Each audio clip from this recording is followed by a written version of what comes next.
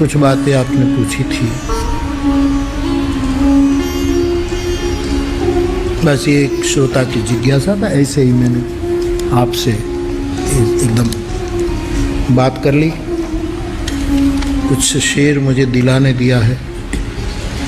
तुझको रुसवाई का डर है तो चलो यूं सही, तुझे रुसवाई का डर है तो चलो यूं ही सही, कि तेरा राम तेरा हो के रहूं पर कभी तेरा न लगूं।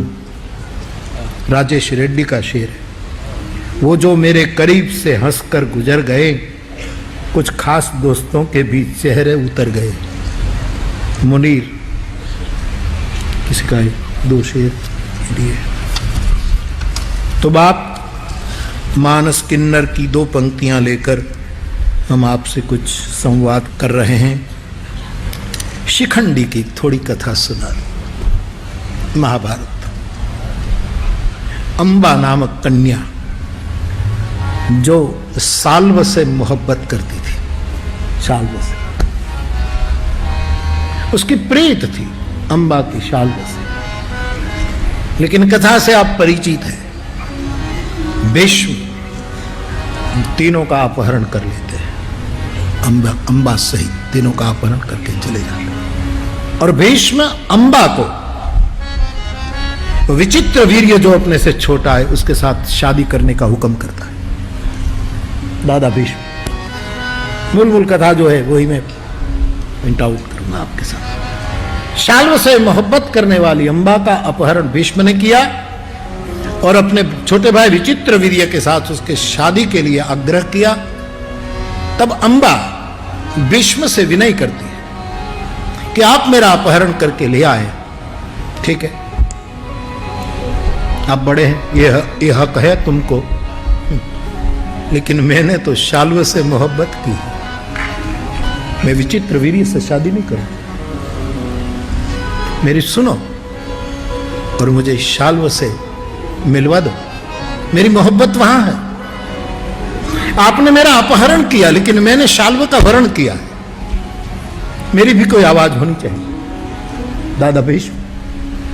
और ये बात मानी गई। विचित्र वीर्य ने ही कह दिया कि ठीक है, अंबा को भेज दो। और अंबा विचित्र वीर्य से भेजी गई, शाल्व के पास आती है तो शाल्व कहता है कि तू विचित्र वीर्य के साथ संवाद करके आई है, वहां तेरी बातचीत हुई है, अब मैं स्वीकार नहीं करूंगा। बातचीत हुई है, अब मैं स्वीकार नहीं करूंगा। मूल पॉइंट को छू रहा, विस्तृत रूप में आप पढ़ ले। बोले मैं आपके लिए वहीं से आई हूं। बोले नहीं, मैं नहीं स्वीकार कर पाऊंगा। शाल्व ने मना कर दिया। और वो फिर विचित्र वीर्य के पास आती है अंबा और कहा कि अब वो भी मुझे स्वीकार करने को तैयार नहीं, आप मुझे स्वीकार करो। विचित्र वीर्य ने कहा कि हम जिसको उपहार के रूप में देते थे, उस उपहार को हम वापस नहीं ले सकते। हमने आपको उपहार के रूप में दे दिया शाल्व को, हम वापस नहीं ले सकते। दिया हुआ हम ले नहीं सकते, हमने दे दिया। थोड़ा गुस्सा आया अंबा को, स्वाभाविक था। और अंबा ने भीष्म के सामने अपना रोष व्यक्त किया कि अब आप मुझसे ब्याह करो। ना आपने मुझे शाल्व के पास रहने दिया, विचित्र वीर्य के साथ आप मुझे शादी कराने चाहते थे आपके भाई से। मैंने प्रस्ताव रखा, वो मान गया, मैं गई तो उसने ठुकराया। आप कहता है उपहार में वापस नहीं लेता, तो आप अपहरण करके आए हैं, आप मेरे से शादी करो। भीष्म ने कहा मैं आजीवन ब्रह्मचर्य का व्रत लेकर व्रत में बैठा हूं, मेरे से नहीं हो सकता।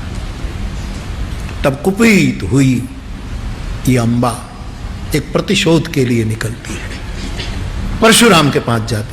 उस समय के परशुराम और भीष्म दोनों, ऐसा कोई योद्धा नहीं था उस समय। परशुराम बहुकालिक है, राम अवतार में भी दिखते हैं, कृष्ण अवतार में भी दिखते हैं परशुराम, जिन्होंने इतनी बार क्षत्रियहीन भूमि कर दी थी। आप जानते हैं, एक अबला के रूप में अंबा जाती है, आपके समान क्षत्रिय विध्वंसक कोई नहीं है, आप भीष्म से युद्ध करें मेरे लिए और उसको पराजित करें। परशुराम ने कहा कि भीष्म को कोई पराजित नहीं कर सकता, उसके ब्रह्मचर्य की ताकत इतनी है, उसके व्रत के कारण वो इच्छा मृत्यु का वरदान ऑलरेडी प्राप्त कर चुका है। मैं युद्ध कर सकता हूं तुम्हारे लिए, लेकिन विजय नहीं होगा। वो हारे, मैं हार जाऊं, कोई फल नहीं निकलेगा। जो हो, लेकिन एक प्रतिशोध था, आप ये करो। कहते हैं भीष्म के सामने परशुराम आते, युद्ध की मांग करते, मेरे से युद्ध करो। भीष्म दादा कहते हैं हम स्कूल के हैं जहां युद्ध की कोई मांग करता है तो हम मना नहीं कर सकते, लेकिन परशुराम जी आप जानते आप शस्त्र विद्या के मेरे भी गुरु हैं और मैं गुरु से लड़ाई मूल्य देखो, मूल्य देखो, मैं गुरु से युद्ध नहीं कर सकता। बाबा माफ करो मुझे, लेकिन मूल्य भंग हो जाएगा। आप मुझे गुरु मानते हो तो मेरा आदेश है मुझसे लड़ो। अब आदेश आया, तब भीष्म कहते हैं तो ठीक है। और भीष्म तू यह भी सुन ले कि मेरे जैसा क्षत्रिय वंश विध्वंसक विश्व में कोई नहीं है। तब भीष्म का जो रूप दिखता है महाभारत में, कहा दादा रथ से नीचे आ गए भीष्म, धरती पर डग मांडे, नंगे पैर, अपने हथियार नीचे रखे, परशुराम जी के चरणों में दंडवत किया। शील भंग नहीं होना चाहिए, युद्ध में भी ईमानदारी। और आज ईमानदारियों के बीच में युद्ध खड़ा हो गया। परशुराम जी कहते हैं भीष्म तुमने प्रणाम किया, विजयी भव ऐसा आशीर्वाद नहीं दूंगा, हम लड़ेंगे। और याद रख भीष्म के मेरे समान कोई योद्धा नहीं, मैं क्षत्रिय कुल विध्वंसक हूं। हाँ, और भीष्म ने चरण रज लेते हुए कहता तो तुम गुरुदेव तू भी सुन कि तुमने 21 बार पृथ्वी नक्षत्री की, तब मेरा जन्म नहीं हुआ था। अब करो तो देखो पृथ्वी नक्षत्री, तब भीष्म नहीं था, गंगा का बेटा नहीं था। तब गंगा का नाम लिया और गंगा प्रकट हुई, उसको युद्ध रोकना था। एक और बेटा, एक और शस्त्र गुरु। भागीरथी की महिमा देखो।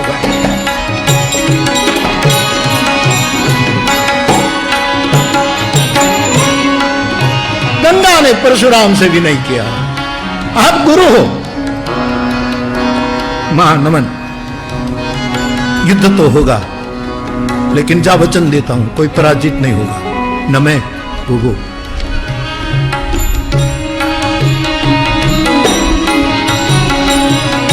भीष्म ने गंगा को प्रणाम किया, मां तू इस अवसर पर कि बेटा जब बेटा मुश्किल में हो तब मां खड़ी न हो, वो मां कौन हो सकती है? मैं मां हूं, मैं आकाश में रहती हूं, मैं पाताल में रहती हूं, मैं धरा पर रहती हूं, मैं त्रिपथगामिनी हूं, मेरी उपस्थिति हर जगह है। तो आशीर्वाद दे मां कि मेरे शस्त्र विफल न हो। बेटा वो आशीर्वाद तुम्हें भी नहीं दे सकता, क्योंकि ये गुरु है। यद्यपि शिष्य से गुरु हारे, वो भारत में अच्छा माना गया है, फिर भी नहीं। तो क्या करूं मां कि तेरे पास एक शस्त्र है, तो वो शस्त्र मार तो योद्धा सो जाएगा। परशुराम पर ऐसे शस्त्र का प्रहार करना, युद्ध के मैदान में परशुराम सो जाए, फिर रात भर तू भी विश्राम करना, वो भी विश्राम करना, शस्त्र की असर हो जाएगी। सुबह फिर परशुराम आए, फिर वही बाण डालना, फिर उसको सुला, मारना नहीं, पराजित करना नहीं, सुला देना। क्या क्या निर्णय देते गंगा ने निर्णय दिया। आखिर में कोई नतीजा विहीन, परिणाम विहीन ये युद्ध रहा। अंबा शंकर के पास गई, महादेव कृपा कर, हाँ એની પાસે જવું જ પડે સાહેબ, છેલ્લું શિખર તો महादेव। महादेव मेरी अबला की सुनो, अब मुझे कुछ कर। बोले दूसरे जन्म में तेरे द्वारा, तेरे निमित्त बदला लेना है ना, तो अंबा दूसरे जन्म में तुम भीष्म की मृत्यु का निमित्त बनोगी। दूसरे जन्म में कब? तो जल्दी मैं मरूं और दूसरा जन्म लूं, अंबा कहती। और साहब वो अग्नि प्रवेश कर देती है, अथवा तो अपने जीवन का अंत कर देती है। उसके दो भाग हुआ। एक भाग सुखी नदी के रूप में प्रवाहित हुआ, सुखी नदी के रूप, और दूसरा भाग एक परमात्मा की विचित्र कृति के रूप में प्रकट हुआ, जिसके बारे में हम कथा कर रहे हैं। द्रुपद के घर जन्म हुआ शिखंडी के रूप में, है स्त्री पुरुष के रूप में घोषित कर दी, सब पुरुष के संस्कार किए गए द्रुपद के यहां।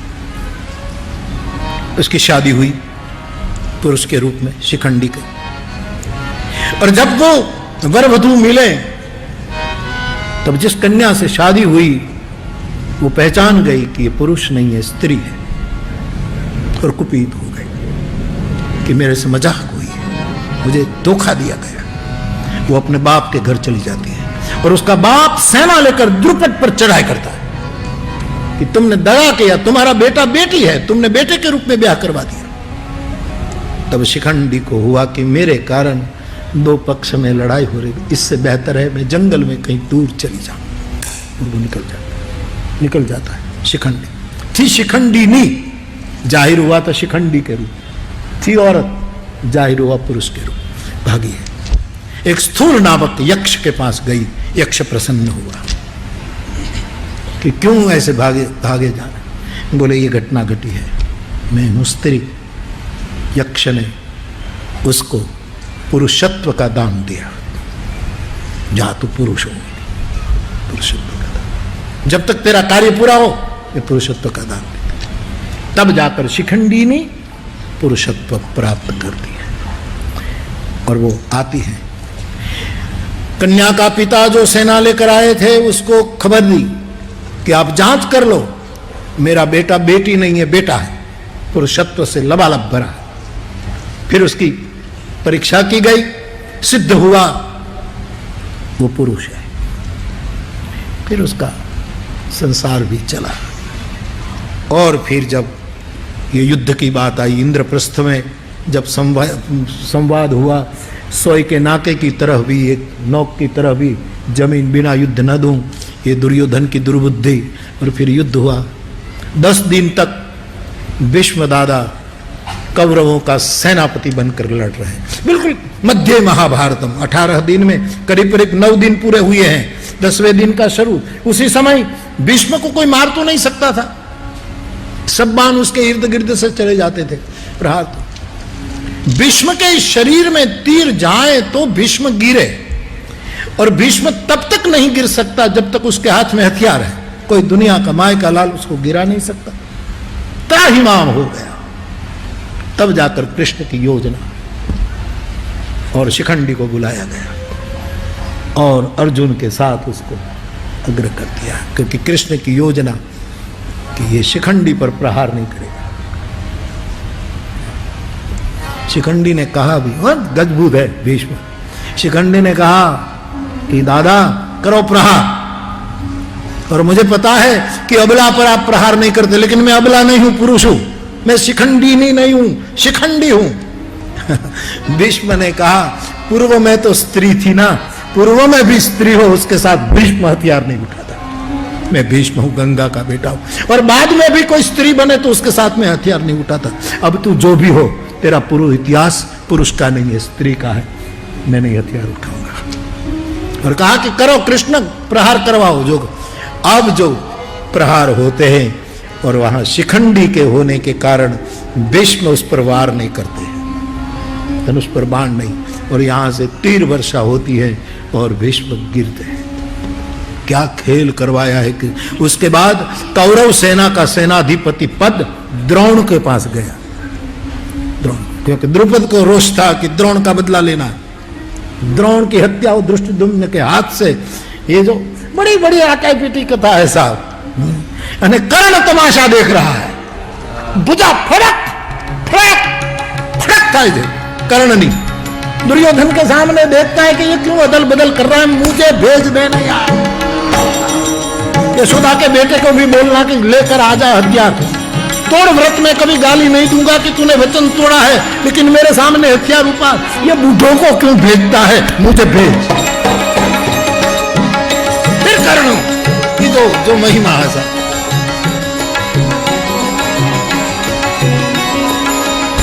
मुझे कई लोग 2-3 कथा से पूछते हैं, बापू अभी कर्ण क्यों नहीं आता? वैकेशन पर है, छुट्टी पर है कर्ण। तो जरूर पड़ती है तो बुला लेता हूं, बाकी अभी उसको मैं विश्राम, क्योंकि मुझे कर्ण पर पूरी कथा कह दी। गजब का आदमी।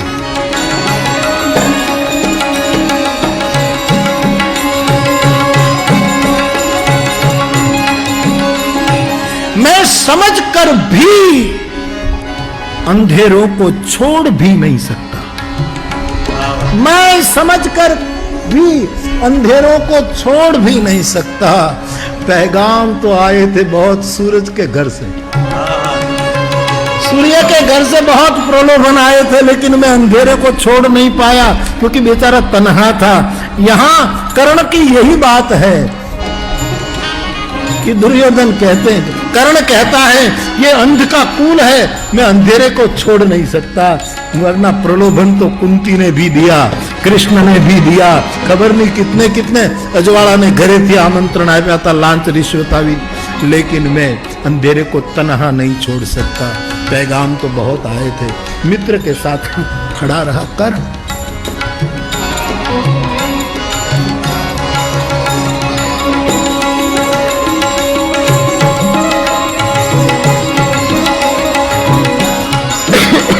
महाभारत में जो छल कपट हुआ ना, दोनों पक्ष में कुछ कम नहीं हुए, दोनों ने जुआ खेला है। कोई दूधे धोया नहोता जाए।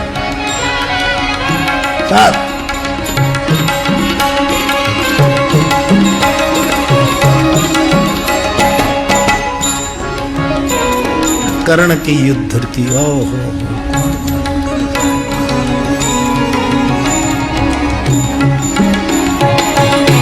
कर्ण को जब युद्ध के मैदान में जब पसीना होता है, कर्ण पसीना होने लगा है, श्रमिक तो नहीं होता लेकिन पौरुष का पसीना जब होता है, तब कथा आती है सूर्य का ज्यादा आशीर्वाद न मिल जाए कर्ण को डायरेक्ट, इसलिए अर्जुन का बाप इंद्र मेघ बनकर बादल बनकर कर्ण के ऊपर आ जाता था ताकि सूरज आशीर्वाद न दे पाए। छल तो देखिए,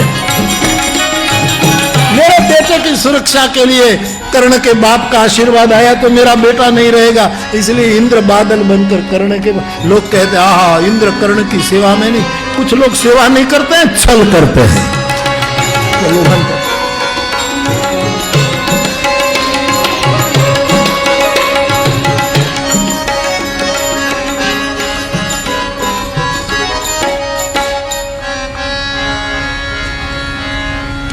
युद्धनी कथा वो रम्य होय છે, ये हिंदुस्तानी कह सकता है, युद्धनी कथा वो पण रम्य होय છે साहब, ये भारतीय बोल सकता है।